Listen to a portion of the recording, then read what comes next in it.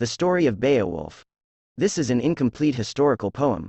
Here starts the journey of Beowulf. Hrothgar, king of the Danes, or Scyldings, builds a great mead-hall, or palace, in which he hopes to feast his liegemen and to give them presents. The joy of king and retainers is, however, of short duration. Grendel, the monster, is seized with hateful jealousy. He cannot brook the sounds of joyance that reach him down in his fen-dwelling near the hall. Oft and anon he goes to the joyous building, bent on direful mischief.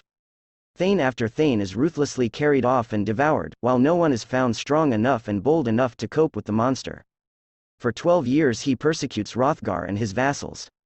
Over sea, a day's voyage off, Beowulf, of the Geats, nephew of Higelac, king of the Geats, hears of Grendel's doings and of Hrothgar's misery.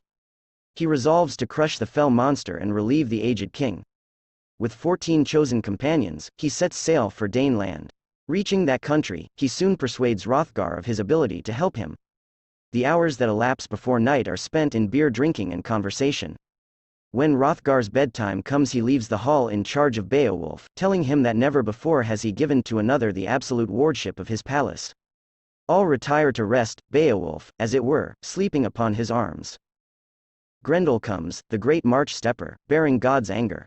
He seizes and kills one of the sleeping warriors. Then he advances towards Beowulf. A fierce and desperate hand-to-hand struggle ensues. No arms are used, both combatants trusting to strength and hand grip. Beowulf tears Grendel's shoulder from its socket, and the monster retreats to his den, howling and yelling with agony and fury. The wound is fatal. The next morning, at early dawn, warriors in numbers flock to the hall Herat, to hear the news.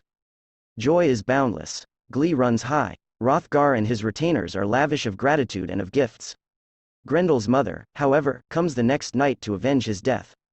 She is furious and raging. While Beowulf is sleeping in a room somewhat apart from the quarters of the other warriors, she seizes one of Hrothgar's favorite counselors, and carries him off and devours him.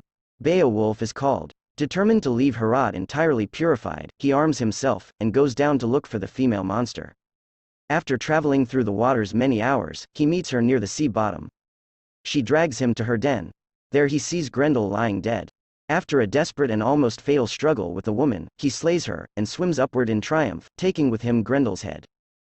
Joy is renewed at Herat. Congratulations crowd upon the victor. Hrothgar literally pours treasures into the lap of Beowulf, and it is agreed among the vassals of the king that Beowulf will be their next liegelord. Beowulf leaves Daneland. Hrothgar weeps and laments at his departure. When the hero arrives in his own land, Higelac treats him as a distinguished guest. He is the hero of the hour. Beowulf subsequently becomes king of his own people, the Geats. After he has been ruling for 50 years, his own neighborhood is woefully harried by a fire-spewing dragon. Beowulf determines to kill him. In the ensuing struggle, both Beowulf and the dragon are slain. The grief of the Geats is inexpressible. They determine, however, to leave nothing undone to honor the memory of their lord. A great funeral pyre is built, and his body is burnt. Then a memorial barrow is made, visible from a great distance, that sailors afar may be constantly reminded of the prowess of the national hero of Geatland. The poem closes with a glowing tribute to his bravery, his gentleness, his goodness of heart, and his generosity. And this was the story of Beowulf, the great warrior king.